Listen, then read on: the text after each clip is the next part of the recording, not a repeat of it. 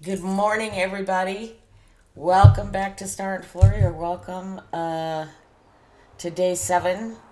So the announcement is I failed. I couldn't sit in front of this computer yesterday. I don't know why. It just wasn't working for me. And I was tired and feeling a little under the weather for whatever reason. And I was like, yeah, no, we're not gonna do this today. So I didn't completely fail because I'm on day 7 and I'm filming it now. But I'm pissed that it wasn't on the 7th day. So there's that. So I've got a couple things. So you're all familiar, I think, with my green bee tarot that I made myself. And I ordered 3 copies. So I have one that's just sitting in its pristine as ordered condition. And then yesterday I edged this one. I edged it in kind of a brown to match this, but I've also got another copy and I think I'm going to do it in the green. But I just love the look of it. Oh my gosh. It's gorgeous. So we're going to do our reading today with it because that's what we're going to do.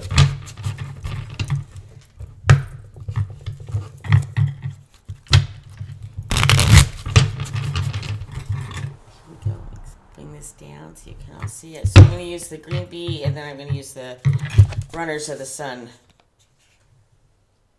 Runners of the Sun Oracle.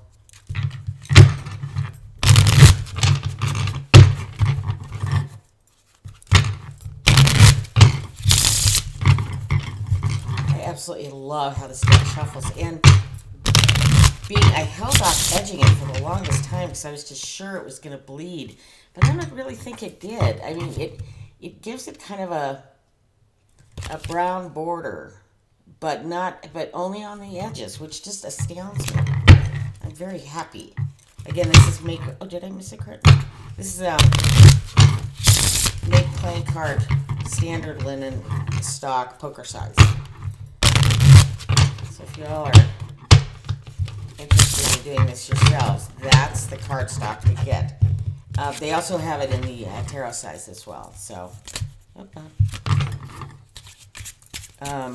so yeah. Okay, so that's all good and shuffled.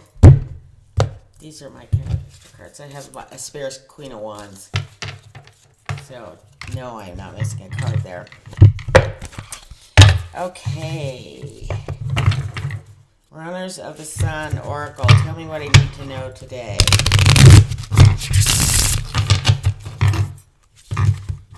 I'm excited that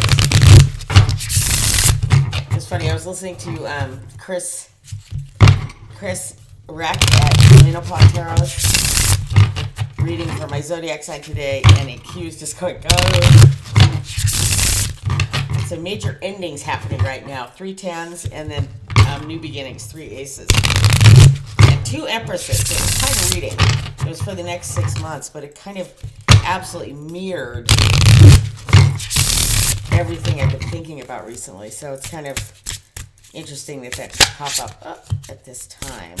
Okay, Runners of the Sun, tell me the issues I need to deal with today or in the next few days. So, love. Oh, interesting.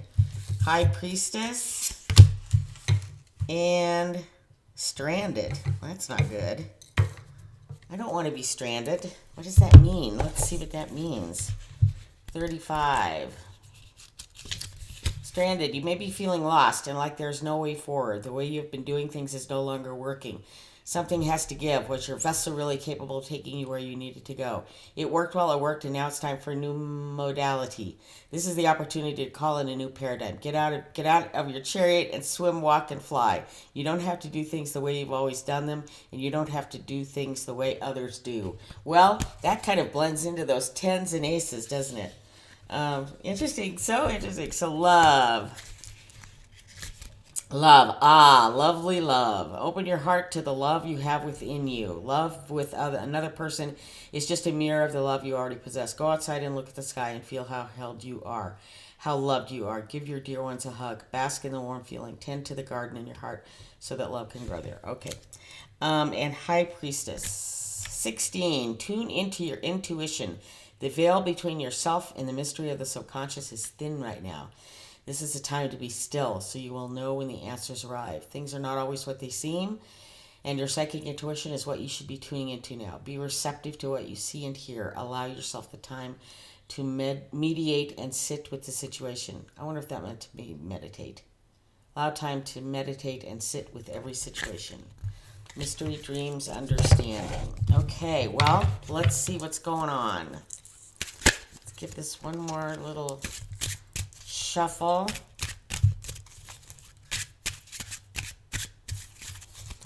What is going on today under love? We have the Pepess, the High Priestess. Well, look at that. There she is showing up again. Under the High Priestess, we have the Seven of Coins. Interesting. The planting of new seeds. And Stranded is under the World. Oh my God. This is kind of a wide open, interesting reading, isn't it? Holy mackerel. This is, okay, so what is this saying to me? I think it's just saying exactly what I just read. Like, really intuition, focus, listen to it. A lot of times we go through life and we think, no big deal, or I don't like that feeling, or something sweeps into your head and sweeps out just as fast, and you kind of ignore it. Don't ignore it. And I think that's what I've been going through the last few days. I think I mentioned in the last video, day 6, where I just felt like things weren't really working again. And so this is kind of saying, listen to that intuition. Thank you. And it's okay to plant new seeds. It's not too late to do that. And you may be feeling a little stuck right now, but the world is at your fingertips. It's just a matter of opening your mind wide enough to do so. And I think this just is so cool. It's so cool. So I'm going to go back to my little tarot read to see if it prompts anything, or my dark skeleton tarot, because I don't think we've had the High Priestess before. I don't know what the writing prompt is on her. Let's find out. I don't need to read you the meanings, but sorry, I gotta hit the mic again. So the keywords that he has is nurturing, abundance, feminine, divine, sovereignty over the natural order. Empress represents feminine, divine, the essence of beauty, abundance, and nourishment. Okay. The writing prompt is, when you have found yourself in the role of caretaker, who cared for you best in your youth? I have answered that. And that would have been my mom. My brother's a close second because he watched out for me quietly from the shadows, but he seemed to always be there when I got myself into a little trouble, which wasn't that often, thankfully. So, yeah. But yeah, my mom, she made everything special. She really did. She worked hard at it, too.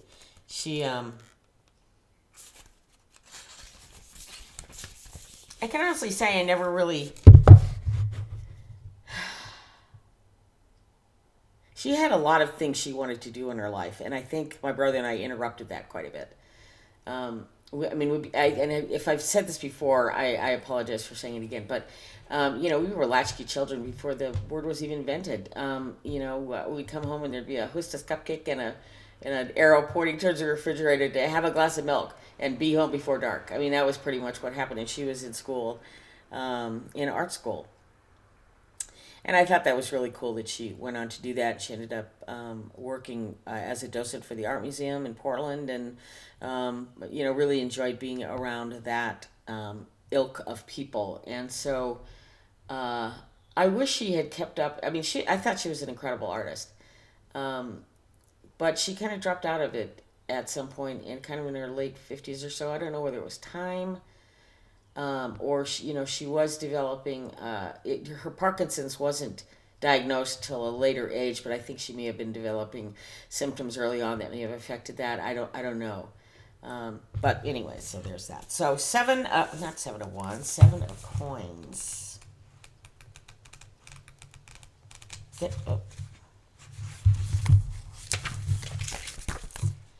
Long-term planning and dedicated persistence. Yes, okay. When you achieved a success, how did you spend the excess?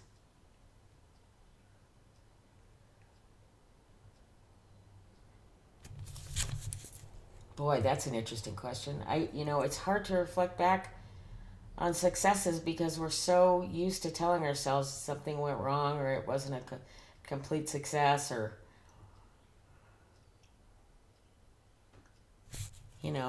when you achieved a success, how did you spend the excess? I think frequently I spent it in my ego, which is just not good. It took me a while to figure that out. I mean, you start to get really good at something. Things are really successful. And I'm going to speak very, very generally about a situation that I was involved in. It was a huge success, and I was super proud of it, and getting a lot of accolades. And that just boosts your ego to the point where you think you can do, as I know we've all been there. I'm not telling anybody a new story. But we kind of get full of ourselves, and then the world comes crashing down for whatever reason. For us being stupid, or, just not being smart about our choices because we think we're infallible. And so I've been there. That's how I spent probably one of my biggest career successes. I blew totally. Two of them I've done that with. That's irritating. Did I ever learn my lesson? I don't know. I never had grand successes after that, or at least I didn't treat them as such. So maybe that's the difference. Is I think success is never. I never think of success as a 10. I think of it as as a what? More like a 2, or a 3, where now it's time to move further into those successes. I don't see successes. There's jobs done. But when there's a job well done, is it a success or just a new beginning? I think it needs to be a new beginning. I think that's the lesson I kind of learned in my 2 major debacles. Was that, well, one was a major debacle, the other one was a complete and total fabrication. But when you have people working against you and behind you, those 7 of Swords little jerks, they can make your life miserable, and rumor becomes fact. And that's really sad, and that affected me in many ways. Not only in that situation, but over time. I really learned, unfortunately, not to trust anybody around me in a work situation, because everybody has their own frickin' ideas about what they want to do and how they want to get there, and there are many people that will trample over you to get there. I honestly was never one of those people, and I'm very proud of that. I was really all about the success of those that I managed. If they were successful, then I was successful. If they did well, then I did well. It meant I was doing well if they were doing well. That was my job, and I never believed going to peers or colleagues and trying to backstab or talk behind their back, spread nasty rumors, all of that to get ahead. And I had the unfortunate position of working with several people just like that. So, in the end, they lost their jobs for various assorted reasons, and I didn't. So in the end, I guess that was a success. But nonetheless, it really makes you think twice about trusting people when you're in kind of a dog-eat-dog business, and restaurants are very much like that, or can be. That may be changing with all this quiet quitting and this and that. I think employers are beginning to learn to frickin' respect their employees a little bit more, and don't just buy into the rumor mill. Give a little respect to those who have respected you in the past, but who knows if that'll happen or not. I don't know. Sorry I got off on that. I don't really know the point of it. So anyways, so 21. Boy, I haven't thought about that in a while, but yeah, there it is. And we've already done this world prompt about kind of graduating from one world into another, so I'm not going to dwell on that. But I just think it's interesting that it's understranded. I'm going to look that up one more time. 35. Stranded. You may be feeling lost, like there's no way forward. The way you've been doing things is no longer working. Something has to give. This is an opportunity to call on a new paradigm. There's the new paradigm, the Milky Way.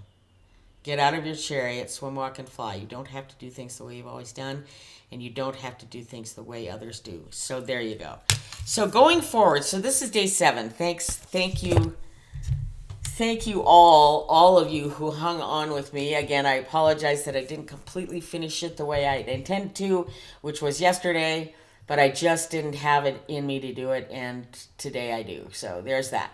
But going forward, I'm kind of excited. I've ordered a book that is something to the effect, I'll show it to you when I get it. It's kind of like a 365-day getting to know your tarot deck, kind of working through stuff. I don't know if it does it by reading or by card. I don't know. We're going to find that out when we get there.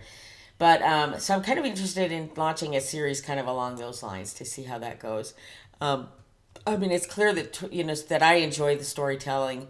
As I said, anybody who's been in the restaurant business for any length of time, or was in my family for any length of time, has a plethora of fun, some shitty, but mostly fun, really fun, crazy like stories. And so I hope to continue to tell those because I enjoy telling them, and I think so far I think most people have enjoyed hearing them. So we're gonna do that and see how those prompts work out, and then if it gets boring or whatever, I may choose to just stop doing that and just do something else, because that's what I get to do. So anyways, that's it for today. I think we haven't gone on too long, so that's a poignant ending to the other 6 days where I probably went on too long.